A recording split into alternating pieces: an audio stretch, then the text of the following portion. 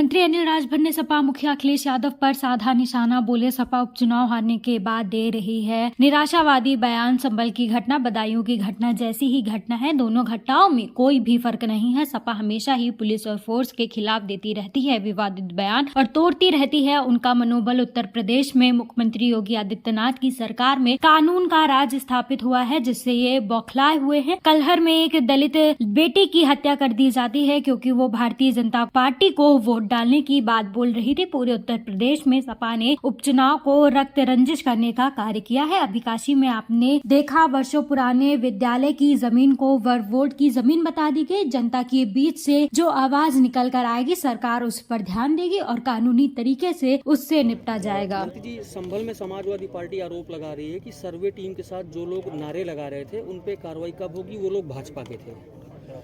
देखिए, क्या है कि अखिलेश जी और उनकी पार्टी के पास कुछ बचा नहीं है। देश की व्यवस्था और संविधान में निहित चीज़ों के खिलाफ बोलने की आदत सी हो गई है। पूरा देश जानता है कि माननीय न्यायालय के आदेश पर वहाँ सर्वे हो रहा है, लेकिन देश के अंदर जो चुनाव हुए उसके परिणामों ने, और ख़ास तौर पर उत्तर प्रदेश के बाई इलेक्शन के परिणामों ने, मैं समझता हूं कि समाजवादी पार्टी को बुरी तरीके से विचलित कर दिया है। और फ्रस्ट्रेशन निकालने के लिए एक गहरी साजिश समाजवादी पार्टी के लोगों ने किया है। हम लोगों का तो ये कहना है, वहाँ किस तरह से वहाँ के सांसद और विधायक में वर्चस्व की लड़ाई वहाँ चलती है, ये किसी से छुपा नहीं है।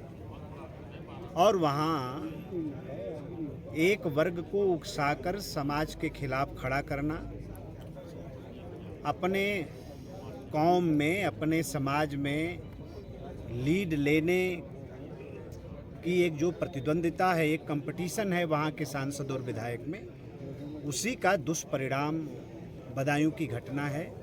इसको सब लोग यही जानते हैं, जो संभल की घटना। अब अखिलेश जी को कहना क्या है, अब आप लोग समझ सकते हैं। एक मुद्दा मिल गया, अब उसी को रटे पड़े हैं। मंत्री जी, यूपी पुलिस पे आरोप लगा रही है समाजवादी पार्टी की पुलिस कट्टा लेके चलती है। देखिए, ये पहली बार नहीं है।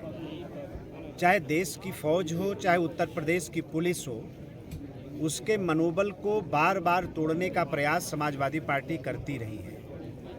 लेकिन उत्तर प्रदेश की सम्मानित जनता ने, जो योगी जी की सरकार ने कानून का राज स्थापित किया है, उसके बदले जनता ने दिल खोल कर आशीर्वाद दिया है। और इसलिए प्रतिपक्ष के इस तरह की बातों की कोई भी परवाह सरकार नहीं करती है। जिस रास्ते पर योगी जी की सरकार चल रही है, कानून का राज स्थापित करना हमारी प्राथमिकता है, हमारा संकल्प है।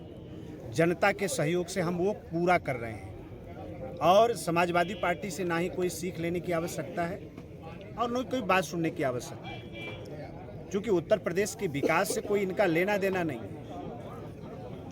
उत्तर प्रदेश के 22 इलेक्शन को आप बताइए, करहल में क्या हुआ? एक दलित की बेटी की हत्या सिर्फ इस बात के लिए कि वो भारतीय जनता पार्टी को वोट देने की बात उसने कह दिया। और पूरे उत्तर प्रदेश को किस तरह से उस चुनाव को रक्त रंजित करने का काम समाजवादी पार्टी के लोगों ने किया। तो इस तरह की जो बात करते हैं, जनता के सामने बेनकाब हो गए हैं, कहीं कुछ बचा नहीं है। इस तरह की बात करके उत्तर प्रदेश की बदनामी न करे समाजवादी पार्टी, तो इसी में भलाई है। मंत्री जी, विपक्ष ने सरकार द्वारा बुलाई गई वक्फ बोर्ड की मीटिंग का बहिष्कार किया, इसको आप कैसे देखते हैं? इसके अलावा कोई रास्ता उनके पास नहीं है। अभी देखिए, कल काशी में क्या हुआ। सदियों पुराना, दशकों पुराना उदय प्रताप महाविद्यालय काशी का, यूपी कॉलेज, और वक्त उसको बता रहा है कि हमारी ज़मीन पर है। तो इस तरह की बात ख़त्म होनी चाहिए। और ईमानदारी से हम लोग तो दिल्ली सरकार का, माननीय प्रधानमंत्री जी की सरकार का हम लोग अभिनंदन करना चाहते हैं कि वो देश के अंदर उनकी कमेटी बनाई गई, कमेटी जा रही है, लोगों की राय ले रही है। राय के आधार पर आगे सरकार फैसला करेगी। अब उत्तर प्रदेश की सरकार जानती है कि भारत की सरकार जब कोई बात तय कर लेती है और जनता के सहयोग से जब कोई बात निकल कर आती है, जनता के विचारों के आधार पर कोई बात निकल कर आती है, तो उस पर फैसला करने से भारत की सरकार को कोई पीछे नहीं कर सकता है। इस बात को समाजवादी पार्टी जानती है।